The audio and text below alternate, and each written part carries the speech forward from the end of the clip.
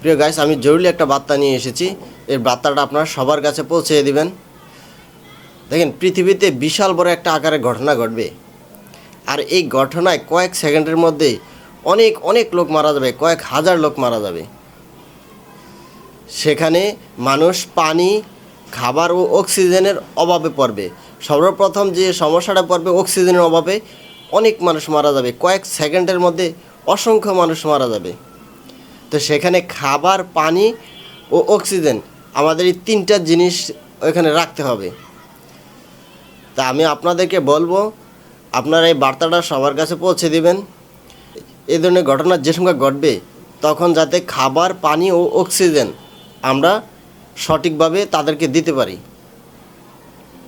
দেন বেশি ক্ষতিগ্রস্ত হবে ফিলিপাইন আর হানয়, এই দুইটা রাজ্য বেশি ক্ষতি হবে। আর চীনের যে আশেপাশে যে কয়টা রাষ্ট্র আছে, এই কয়টা রাষ্ট্র মারাত্মক আকারে ক্ষতি হবে। এই দুইটা রাষ্ট্রের মানুষ অসংখ্য হারে মারা যাবে, কয়েক সেকেন্ডের মধ্যে অসংখ্য হারে মানুষ মারা যাবে। আর এই আশেপাশে যে রাষ্ট্রগুলো আছে, এর প্রভাব এই রাষ্ট্রের মধ্যেও পড়বে।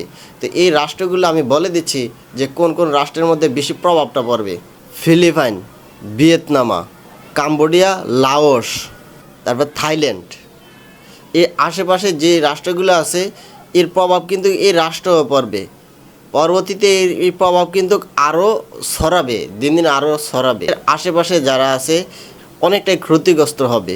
তো বেশি সমস্যা যেটা হবে সেটা হচ্ছে আপনার ফিলিপাইনের আগে যে রাষ্ট্রটা বেশি ক্ষতিগ্রস্ত হবে, লুজন। আর হচ্ছে আপনার চীনের যে আশেপাশের রাষ্ট্রগুলো আছে, এইসব রাষ্ট্র মারাত্মক আকারে ক্ষতি হবে।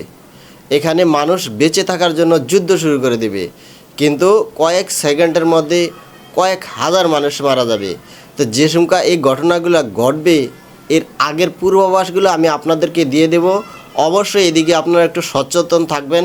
যারা আমার এই ভিডিওটা দেখতেছেন, এর আগ মুহূর্তে আমি ভিডিওগুলো দিয়ে দেব, কিন্তু খাবার, পানি, অক্সিজেন, এই তিনটা জিনিস আপনারা যে বড় বড় রাষ্ট্রগুলো আছে তাদের কাছে আমার অনুরোধ, আপনারা এই জিনিসগুলো রাখবেন।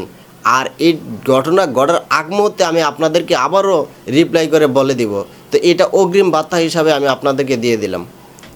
দেখেন, 10/9/2024 এটা কিসের সংকেত আমি হয়তো জানি না, হয়তো এটা ভালো একটা সংবাদই আমরা পাবো। আশা করি এটা আমরা দেখব। তো ইনশাল্লাহ আপনারা ভালো থাকবেন, আর সবার কাছে নিজ দায়িত্বে ভিডিওটা একটু ছড়িয়ে দেওয়ার চেষ্টা করবেন, ঘটনার আগ মুহূর্তে যাতে আমরা সবাই সচেতন হতে পারি। সেই সচেতনের কারণে আপনারা আমার ভিডিওটা একটু প্রচার করে দিবেন।